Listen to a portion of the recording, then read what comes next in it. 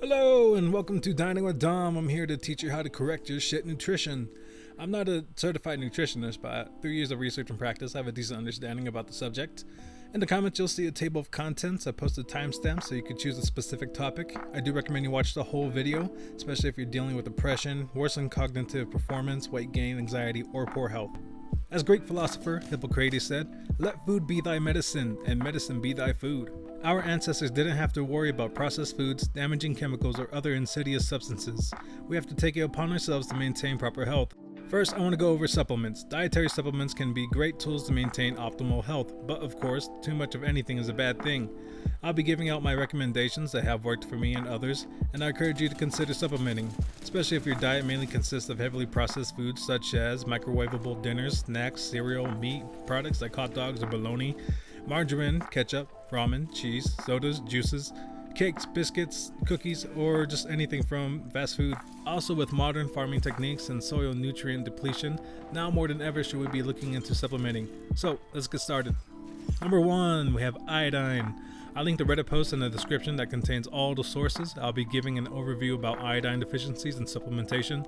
First, let's look at what happens when we're iodine deficient. You can expect a loss in IQ, thyroid impairment, cognitive impairment, and hypothyroidism. Your thyroid is important because it produces hormones that regulate the body's metabolic rate as well as heart and digestive function, also control brain development, mood, and bone maintenance.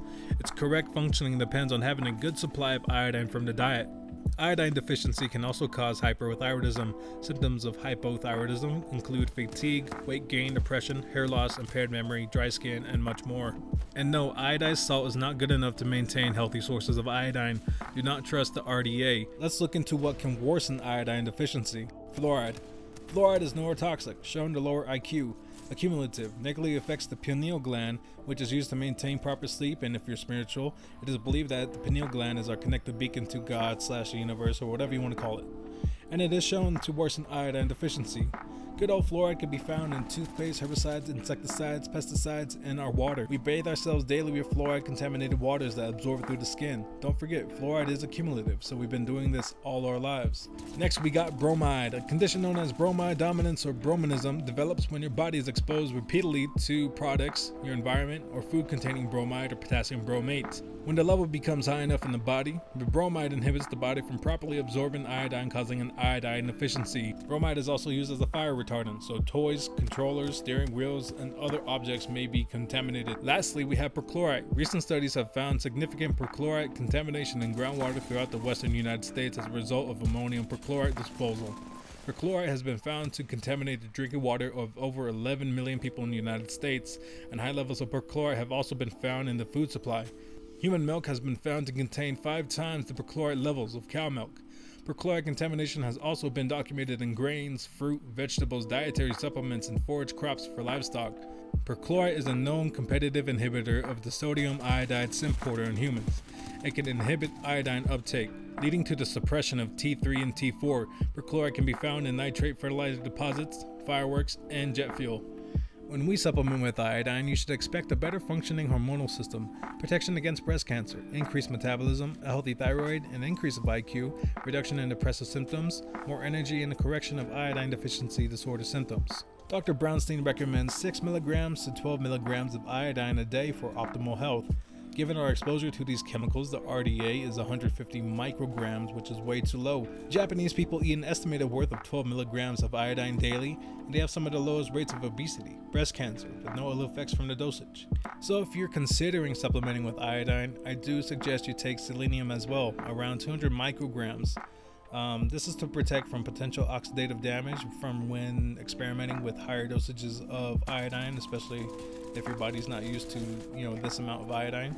Number 2, we have vitamin D, so don't be afraid of the D, please, especially if you don't spend much time in the sun.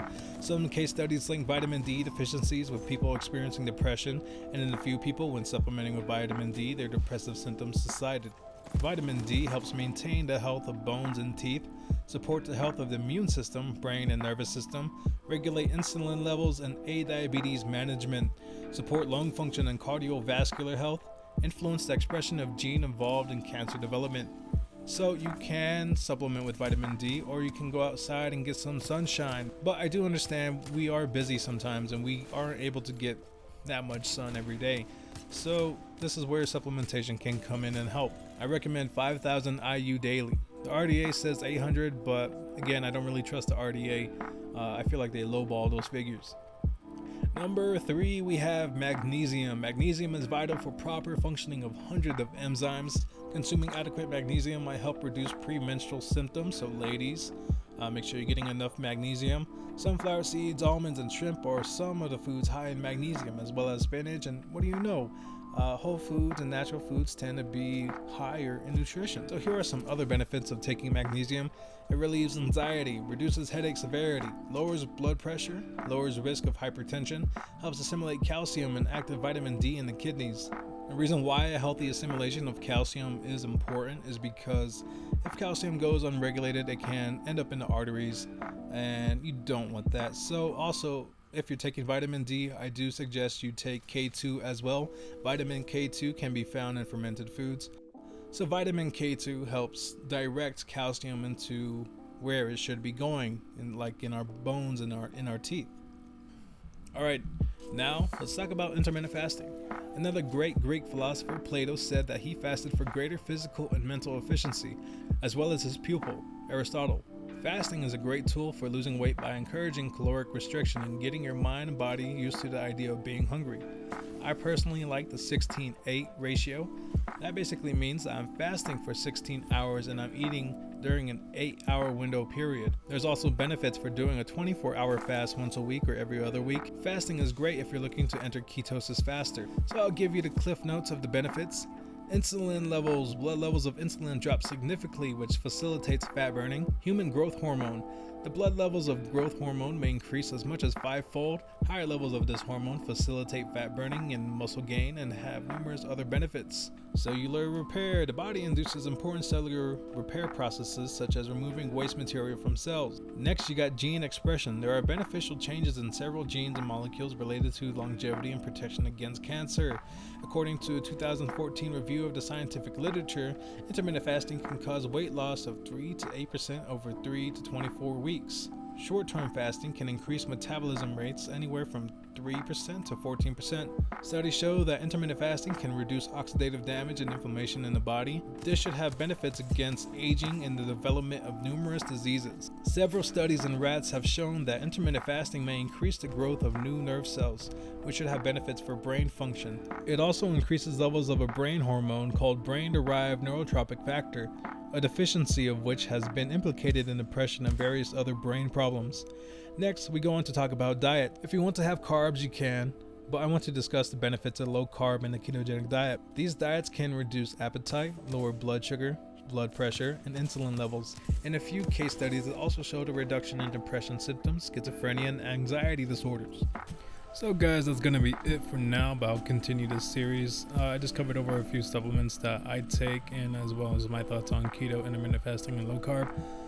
But next episode, probably I'll go into more detail about other supplements that you should consider taking, and as well as cooking and basic meal prep plans. Thanks for watching.